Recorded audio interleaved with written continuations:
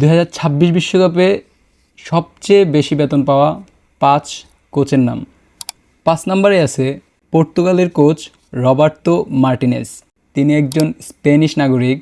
তার বার্ষিক বেতন প্রায় 4.5 মিলিয়ন মার্কিন ডলার। ওনার রয়েছে বেলজিয়াম এবং পর্তুগালের মতো তারকাবহুল দল সামলানোর অভিজ্ঞতা। 4 নম্বরে আছে টমাস টুকেল, ইংল্যান্ডের কোচ। উনি একজন জার্মান নাগরিক। তার বার্ষিক বেতন প্রায় 6.5 মিলিয়ন ডলার। চ্যাম্পিয়ন্স লিগ জয়ী এই কোচের কাঁধে এখন ইংল্যান্ডকে দ্বিতীয় বিশ্বকাপ জেতানোর দায়িত্ব।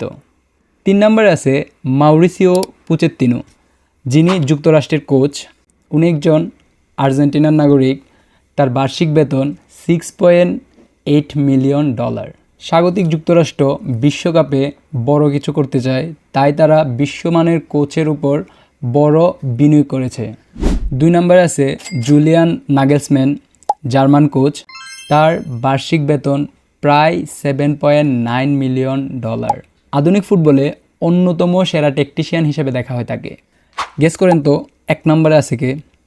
অবভিয়াসলি 1 নম্বরে ব্রাজিলের কোচ ডন কার্লো আনচেলত্তি।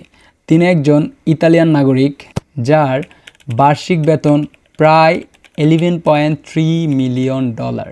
তিনি ইতিহাসের অন্যতম সফল কোচ, যাকে ব্রাজিল নিয়ে এসেছে 23 বছরের বিশ্বকাপ খরা কাটিয়ে ওঠার জন্য।